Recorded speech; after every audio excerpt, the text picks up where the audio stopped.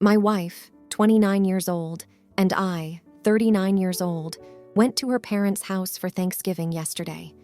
We are a blended family and each have 2 children from previous relationships who we brought with us. She has 2 sisters and 1 brother. Her brother and I are quite close.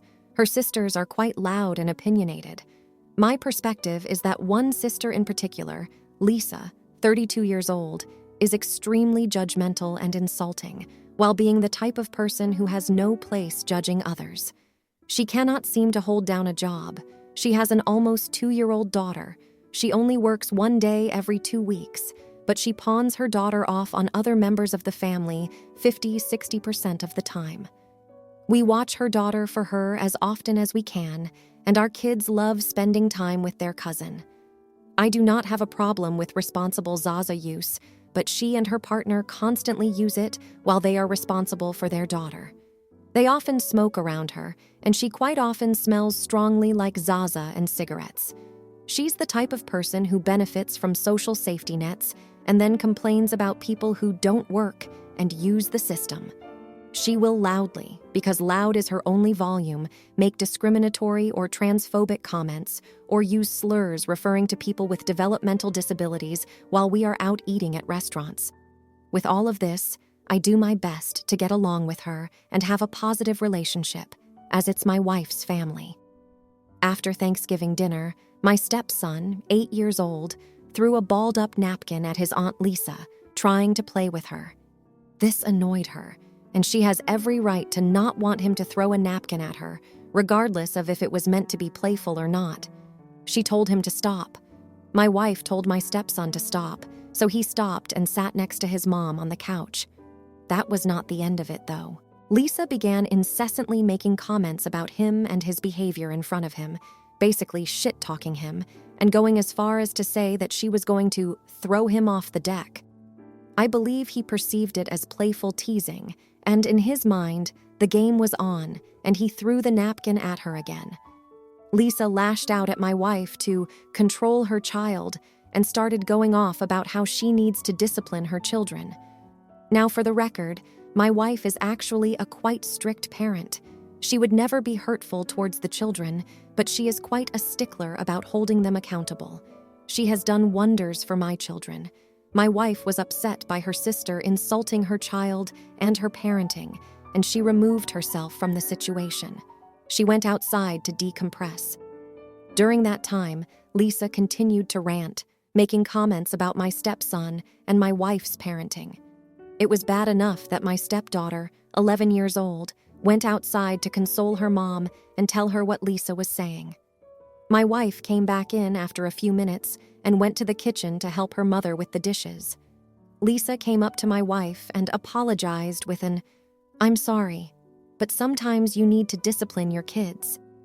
At that point, my wife stood up for herself and told her sister that she was the adult and that you don't tell an 8-year-old that you're going to throw them off the deck, that the adult should not be expecting the 8-year-old to control themselves when the 32-year-old can't even control what is coming out of her mouth. That was it. Lisa lost it and went full-on insult mode, starting to just berate my wife. My wife walked away and went into one of the bedrooms. Up until this point, I had stayed out of it as I saw it as an argument between sisters and didn't feel it was my place to insert myself. I went after my wife to try to console her. She was crying and quite distraught. During this time, Lisa continued to loudly rant about my wife. This went on for a few minutes where she was nonstop talking, insulting my stepson and my wife. The kids were becoming upset and were beginning to cry at the way she was ranting about their mother. I had enough. I went back out into the kitchen and told Lisa that she needed to shut her mouth and stop talking. She immediately attacked back, telling me that I'm not part of this family and that I need to stay out of it. My mother-in-law also told me to stop. She obviously did not want things to escalate, but also never asked her daughter to stop as she was incessantly ranting about my wife. At that point, I told the kids to get their stuff on and get into the car. My mother-in-law said, "Please no, it's Thanksgiving." And I responded, "No, we are leaving." My wife didn't want to go because she felt bad for her mom and didn't want to ruin Thanksgiving, but I insisted she go out into the car. As I was trying to get everyone out, Lisa continued to rant about how I was not a part of the family, but was going to ruin Thanksgiving by making my family leave. As I was getting the kids out the door, Lisa tried to call my stepdaughter over so she could give her a hug and make things better. I told my stepdaughter, no, ignore her. And I could tell by my stepdaughter's look that she was 100% with me on that after the way Lisa was berating her mother. We got in the car and left. Now, of course, the family is upset that I removed my family from their family gathering. They think that my stepson needs to understand that his aunt can get like this, so he needs to be more aware of when it is and isn't okay to play with her. Personally, I am baffled that the responsibility for appropriate behavior is being placed on the 8-year-old and not the 32-year-old. But am I the idiot for removing my wife from her family's Thanksgiving? Now, for a few comments before the update. Comment 1. Not the idiot. Of course you will be blamed, as apparently that beach sister-in-law is above reproach. Your poor wife has probably been putting up with this her whole life. Your mother-in-law is a big part of the problem. I hope you have other plans for Christmas. If not, make some. Comment 2. Please no, it's Thanksgiving. WTF. Kind of Thanksgiving is that? I would rather go to KFC than having that kind of Thanksgiving. Pretty sure they missed the memo on what it's about. Not the idiot. Comment 3. Just wait until you say you're not going to babysit Lisa's kid anymore because she's not your family and see how she likes them apples. Now, for the update. The car ride home was tense, to say the least. My wife was silent, staring out the window, while the kids were whispering to each other, trying to make sense of what had just happened. I kept replaying the scene in my mind, wondering if I had made the right call. The kids eventually fell asleep, and the rest of the drive passed in an uneasy quiet. The next day, my phone was blowing up with messages from my wife's family. They were a mix of apologetic and accusatory, but I didn't respond. I needed to focus on my family and make sure they were okay after the ordeal. My wife spent the morning in bed, and I could tell she was wrestling with a lot of emotions. I made breakfast for the kids and tried to keep things as normal as possible. In the afternoon, my wife's phone rang. It was her mother. I could hear the conversation from the other room. Her mother was crying, saying that Lisa had gone too far and that she was sorry for not stepping in. She also mentioned that Lisa had left the house early that morning and hadn't come back. My wife ended the call with a promise to talk more later. We spent the weekend trying to recover from the Thanksgiving disaster. We took the kids out to the park, watched movies, and played games. It was a concerted effort to bring back some sense of normalcy. My wife seemed to be doing better, but I knew she was still hurt. Monday rolled around and I was back at work. Mid-morning, I got a call from my wife's brother, the one I'm close with. He sounded serious, which was unusual for him. He told me that Lisa had been in an accident. She was okay, but her car was totaled. He also said that she had been driving under the influence, with her daughter in the car. Thankfully, her daughter was unharmed, but Lisa was arrested on the spot. The news hit me like a ton of bricks. I was angry and relieved at the same time. Angry that she could be so reckless, but relieved that her daughter was safe. I called my wife to tell her what had happened. She was shocked, and I could hear the worry in her voice for her niece. The family was in disarray. My mother-in-law was trying to figure out what to do with Lisa's daughter while Lisa was in jail. My wife and I talked it over, and we decided to take her in. Despite everything, she was family, and we couldn't let her go into the system. That evening, we went to pick up our niece. My mother-in-law was grateful, and I could tell she was struggling with her feelings towards Lisa. We assured her that we would take good care of her granddaughter. The first few days with our niece were challenging. She was confused and missed her mom, but our kids were great with her. They played with her and made her feel welcome. It was heartwarming to see them all together. A week later, Lisa was released on bail. She came over to our house to see her daughter. It was an awkward visit. Lisa was quiet, a stark contrast to her usual self. She thanked us for taking care of her daughter and apologized for her behavior at Thanksgiving. It was the most humility I had ever seen from her. We talked about what would happen next. Lisa had a long road ahead with legal issues and finding a new job. She admitted that she needed help and was going to start attending meetings and looking for a counselor. It was a start, and I was cautiously optimistic. The twist came a few days later. Lisa's partner, the father of her daughter, showed up at our door. He was furious that we had taken his daughter without his consent. He accused us of trying to take her away from him. We were stunned. We had no idea he wasn't aware of the situation.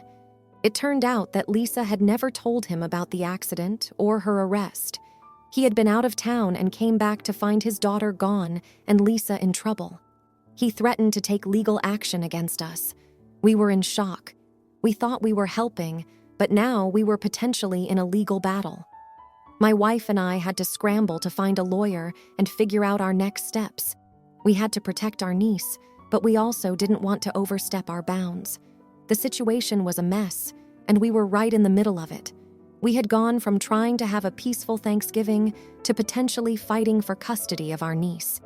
It was the last thing we expected, and we had no idea how it would turn out. Now, for the comments. Comment 1. Not the idiot. Protecting your family from toxicity is top priority, especially when kids are involved. Lisa's behavior was out of line, and leaving was the right call. It's not on your stepson to navigate her issues. Comment 2. Not the idiot for leaving the dinner, but this situation with your niece is delicate. Taking her in is noble, but make sure you're legally covered. Lisa's partner has rights too, and a court might need to intervene. Now, for the next story. My husband, 38 years old, and I, 40 years old, have been married for 8 years and have a 4-year-old son. 3 weeks ago, my husband's father unexpectedly passed away. It was very shocking for the entire family, and we are all grieving. Because he passed away the week before Thanksgiving, the funeral was scheduled for this coming Friday. My husband is the oldest of 3 brothers, so he has taken on a lot of responsibility with helping plan the funeral, getting his dad's estate in order, and helping his mom with pretty much everything she needs. His younger brothers help when and where they can, but they don't take initiative like my husband does. This has made my husband very stressed lately. I have done my best to be patient and understanding with him, but he just seems so angry all the time. It doesn't help that our relationship hasn't been the best for the past 6 months or so. We started couples therapy about 2 months ago, but our therapist has been on paternity leave for the past month, so we haven't been able to meet with him. One of the ways my husband likes to relieve stress is through intimacy. But one of the biggest reasons we started couples therapy is because our intimacy life has been basically non-existent. We've maybe had intimacy 5 or 6 times this year. Due to some childhood trauma, not SA, intimacy and showing physical affection can be difficult for me. It's something I've always struggled with, and my husband has been understanding, but I know it's frustrating for him. This all came to a head the other day when he was clearly very stressed. He was short and snappy with me and our son. He ended up retreating to the basement. When I went down to talk with him, things got even worse. I tried to console him and figure out what was bothering him, but he just said he's sad and angry. I asked him if there was anything that would cheer him up, and he said, yes, intimacy. I told him that I don't really have an interest in intimacy right now because I'm exhausted and have been having headaches pretty much all the time from stress. He said that he just wants to feel something other than hurt and pain, and I told him that he's going to have to find a different release for that. He then said the meanest thing he's ever said to me. He said, then if you're not going to frick me, leave me alone.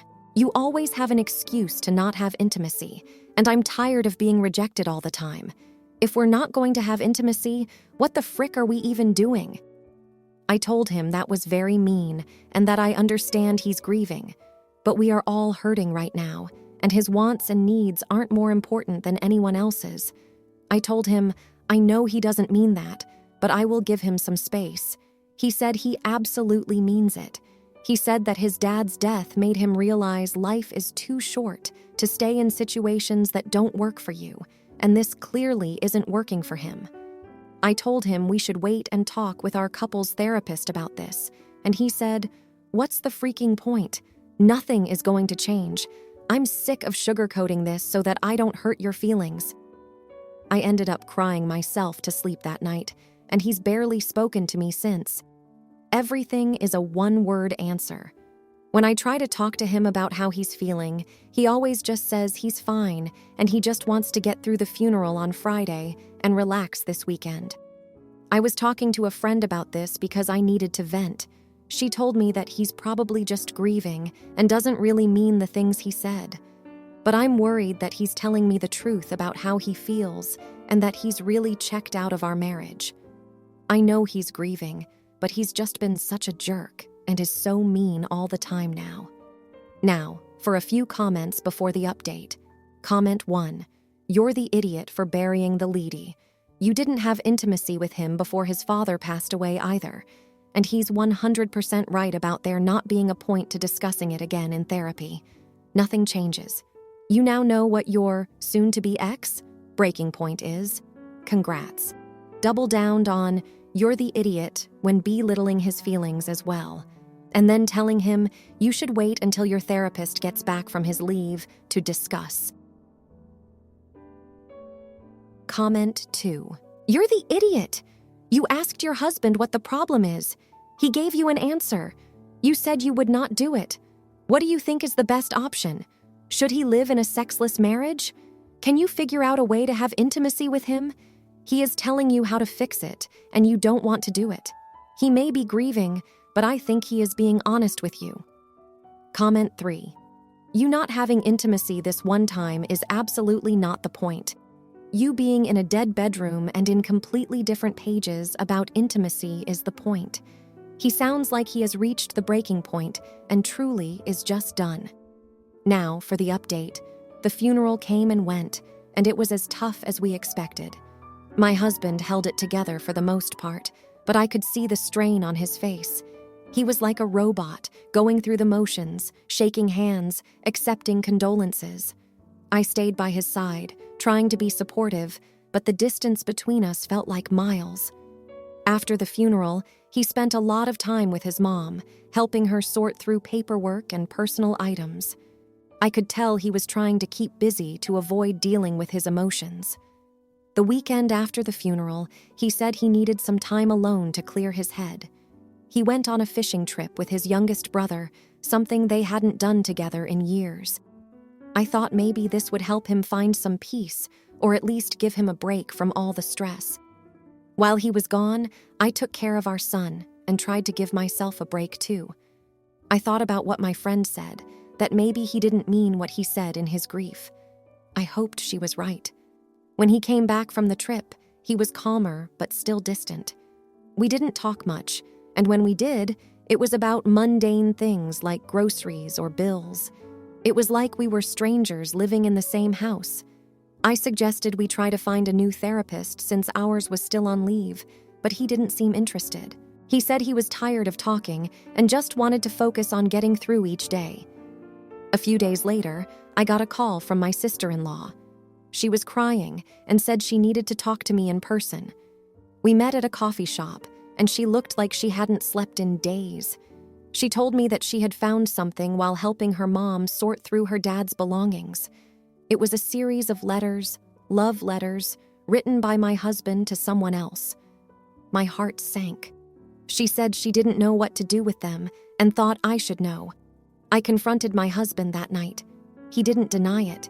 He said the affair had been going on for over a year, but had ended a few months ago. He said he was sorry, that it was a mistake, and that he never meant to hurt me. I was devastated. All the stress, the distance, the arguments, it all made a terrible kind of sense now. I didn't know what to do or think. I felt like my whole world had been turned upside down. We decided to stay together for the time being, for our son's sake, but things were awkward and painful. We slept in separate rooms and barely spoke. I was trying to process everything, and he was still dealing with his grief and guilt. It was the most challenging time of our lives. Then, one evening, about a week after my sister-in-law's revelation, my husband came home from work, looking more distraught than I had ever seen him. He said we needed to talk. He sat me down and told me that his father's death wasn't as straightforward as we had been led to believe. He had been going through some of his father's financial documents and found evidence that his dad had been involved in some illegal activities. He didn't have all the details yet, but it looked serious. I was in shock. His affair was one thing, but this was something else entirely. It felt like we were living in a bad movie. My husband said he didn't know what this would mean for us or his mom. He was worried about the legal implications and whether this would bring more trouble to our doorstep. As we sat there, trying to digest this new information, there was a knock at the door. It was late, and we weren't expecting anyone. My husband answered it, and I heard hushed, urgent voices. I walked to the doorway and saw two men in suits, flashing badges. They were federal agents, and they wanted to talk to my husband about his father's business dealings. They asked him to come with them, and he looked at me with a mix of fear and resignation. He told me he loved me and our son, and that he was sorry for everything. Then he left with the agents, leaving me standing there, alone and bewildered. Now I'm sitting here, writing this, with more questions than answers. What was my father-in-law involved in? How much did my husband know? What does this mean for our family? And where do we go from here? Now, for the comments. Comment 1. Not the idiot. Grief doesn't excuse infidelity or cruel words. He needs to own up to his actions and work with you, not against you. It's not just about intimacy, it's about respect and support, especially during tough times. Comment 2. You're the idiot for staying in a marriage lacking trust after his affair, even if it's for your son. Kids pick up on tension. It's crucial to model healthy relationships, not just stay together for appearances. Consider what's truly best for your child. If you liked this video, you'll probably like these too. Also, while you're here, please consider subscribing. It's your support that keeps this channel alive and allows me to make better and longer videos. Have a great day.